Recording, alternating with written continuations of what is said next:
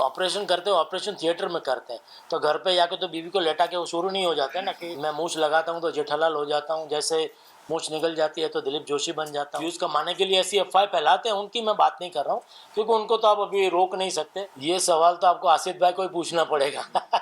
दुकान में नटू काका और बाघा के साथ उसका जो इक्वेशन है कि भले उसके साथ, क्योंकि 18 साल किसी सीरियल, वो भी कॉमेडी सीरियल का चलना, वो भी ऐसी सीरियल जो मतलब पूरा फैमिली एक साथ बैठ कर के देख सके, ऐसी सीरियल 18 साल लगातार चलना, और आज मुझे लगता है 4750 एपिसोड के ऊपर हो गए हैं।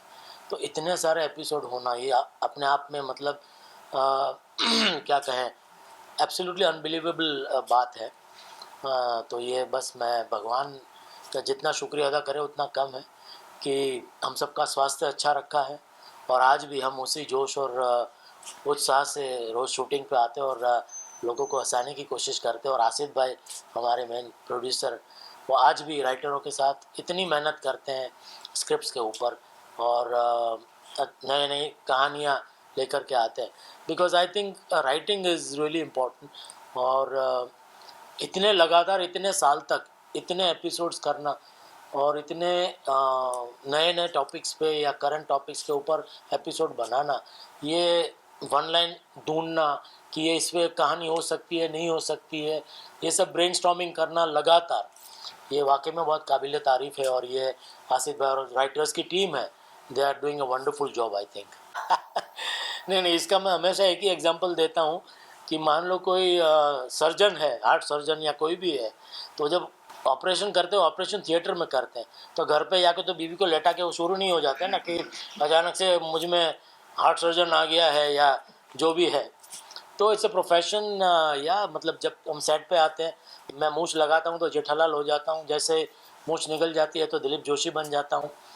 तो या आप ट्रेनिंग बस ये है कि तारक मेहता के पहले मैंने करीब 25 साल 30 साल थिएटर किया।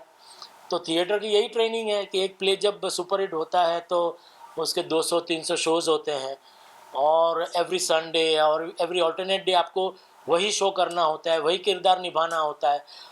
तो उसमें जो मेन चीज़ है थिएटर में आपको सीखने मिलती है कि एवरी शो, जैसे उसे प्रयोग कहते हैं, क्योंकि एवरी शो एक प्रयोग है, क्योंकि वो जब लाइव वो मोमेंट बनेगी नहीं बनेगी आपको पता नहीं है। तो आपको जो जो लाइनें आपको याद है, जो डायलॉग्स आपको याद है, उसको अनलर्न करनी है एवरी डे, मतलब जब भी आपका शो हो तब। तो ये बहुत ही मतलब मुश्किल है, बहुत आसान नहीं है। जैसे जैसे आप एक्सपीरियंस आपको मिलता जाता है, आप काम करते जाते हैं, वैसे वैसे आपको ये जो टेक्निक है वो आती जाती है। और यहाँ पे बस ये माहौल इतना अच्छा है, पूरी टीम इतनी अच्छी है, और आसिफ भाई का सपोर्ट इतना अच्छा है, इम्प्रोवाइजेशन का हमें सपोर्ट मिलता है कि हमें छूट मिलती है, हम कर सकते हैं सीन में। तो उसकी वजह से क्या है कि भले किरदार एक है लेकिन सिचुएशंस अलग अलग काफ़ी आती है। तो उसमें जैसे दुकान है, जेठालाल की अगर मैं बात करूं तो दुकान है, या कंपाउंड में बबीता जी है, अय्यर भाई है, भिड़े है, अलग अलग कैरेक्टर के साथ अलग अलग केमिस्ट्री, अलग अलग इंटरेक्शंस है। तो अलग अलग मोमेंट्स बनाना, और चैलेंजिंग मैं सब समझता हूँ यही है कि सेम प्रीमाइस है, सेम कैरेक्टर है, तो इसमें आप नया क्या कर सकते हैं। तो ये रोज़ एक चैलेंज है डेफिनेटली। और प्लस भगवान की कृपा से रोज़ आज भी नया नया कुछ ना कहीं से कोई पंच मिल जाता है, तो उसी से हमारी गाड़ी चलती रहती है। बट कभी घर वाले कभी बोल देते हैं कि यार आपका जेठालाल बाहर आ गए? नहीं, वो कभी आता नहीं है। क्योंकि दिलीप जोशी और जेठालाल दोनों पोल्स अपार्ट है। क्या कहें, अभी सोशल मीडिया हर चीज़ का, जैसे क्या कहते हैं कि एक फ़ायदा भी और गैरफ़ायदा भी है। तो अभी सोशल मीडिया हर जगह है, तो कुछ लोग अभी सोशल मीडिया कमाने का ज़रिया भी हो गया है। तो अभी आई बॉल्स ग्रैब करने के लिए, अपने व्यूज़ कमाने के लिए लोग उटपटांग कुछ भी ऐसी कुछ मनगढ़ंत कहानियाँ ऐसे वो पब्लिश कर देती है। पर दुख की बात ये होती है, दुख ये लगता है कि जब रिनाउंड जो अपने मीडिया हाउसेस है, वो लोग बिना जांच किए, बिना पड़ताल किए प्रोडक्शन हाउस से आप या पूछे कि भाई ये फेक न्यूज़ है कि यह सच्ची है, बिना वो कुछ जाने वो भी बस जैसे रेस में पीछे रह गए। अगर हम नहीं छापेंगे तो हमें पता नहीं, डॉक्टर हमें हॉस्पिटल में एडमिट कर देगा, आईसीयू में एडमिट कर देगा, ऐसी मतलब पता नहीं परिस्थिति आ गई, तो हमको भी छाप ही देना है। बिना जाने कि भाई ये सच है, गलत है, फेक है, क्या है। तो आपके ज़रिए बस मैं सब जो जेन्युइन मीडिया हाउसेज, जो इन्फ्लुएंसर्स है या जो ऐसे सोशल मीडिया में छोटे मोटे जो अपने व्यूज़ कमाने के लिए ऐसी अफवाहें फैलाते हैं, उनकी मैं बात नहीं कर रहा हूँ, क्योंकि उनको तो आप अभी रोक नहीं सकते, क्योंकि इट्स अ वास्ट समंदर है पूरा। लेकिन एटलीस्ट जो हमारी रेप्यूटेड न्यूज़ एजेंसीज़ हैं या मीडिया हाउसेज हैं, उनसे मैं रिक्वेस्ट करना चाहूँगा, इसके मतलब आप कुछ ये पब्लिश करें, प्रिंट करें, उससे पहले एक बार ज़रा प्रोडक्शन हाउस से या जो भी जिसके बारे में जो बात हो रही है उनसे एक बार आप कंफर्म कर ले कि ये सच है या गलत है। हाँ, नहीं, आसिफ जी ने मुझे फ़ोन किया था, हालांकि मैं शूट में बिज़ी था तो मैं इतना चेक नहीं करता हूँ मोबाइल। तो मुझे उनका फ़ोन आया था मुझे शाम को कि भाई ये क्या सब चल रहा है, आपने देखा कि नहीं। मैंने कहा नहीं, कहाँ पे क्या हुआ। तो बोले नहीं, ऐसी ऐसी खबर छप। बोला अभी क्या कर सकते हैं अभी इसमें। तो मतलब मैंने तो देखा नहीं, मैं बहुत कम देखता हूँ। हाँ, नहीं, बहुत मज़ेदार ये ट्रैक है, और अब तक आई थिंक हाँ जो चल रहा है, तो आगे भी बहुत इंटरेस्टिंग ट्विस्ट एंड टर्न्स है, और बहुत मज़ेदार, बहुत सीन्स हमने ऑलमोस्ट क्लाइमैक्स तक कर लिए, शूट क्लाइमैक्स बाकी है, पर जो नई टेलीकास्ट वो सीन्स भी बहुत इंटरेस्टिंग है।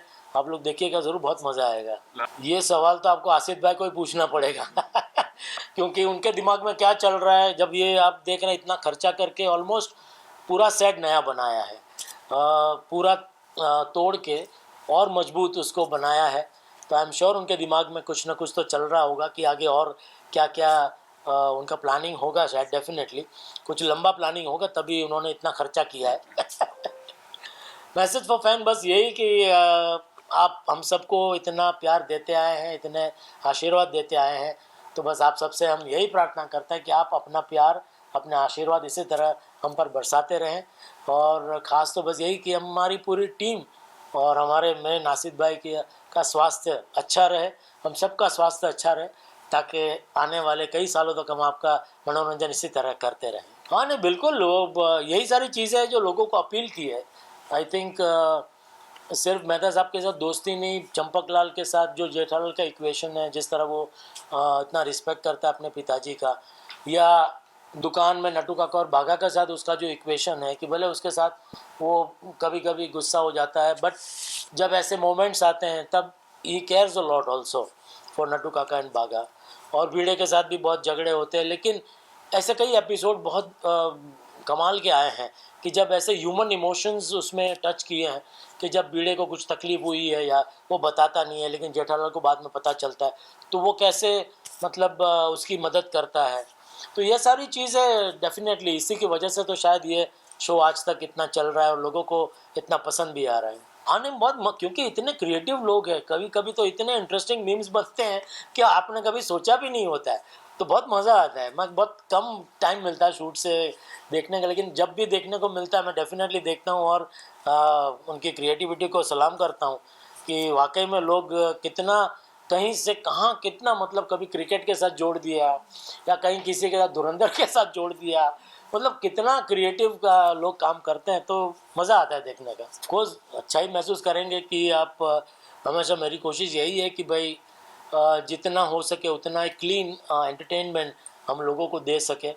और जब लोगों का इतना प्यार मिलता है तो डेफिनेटली आपको खुशी होती है।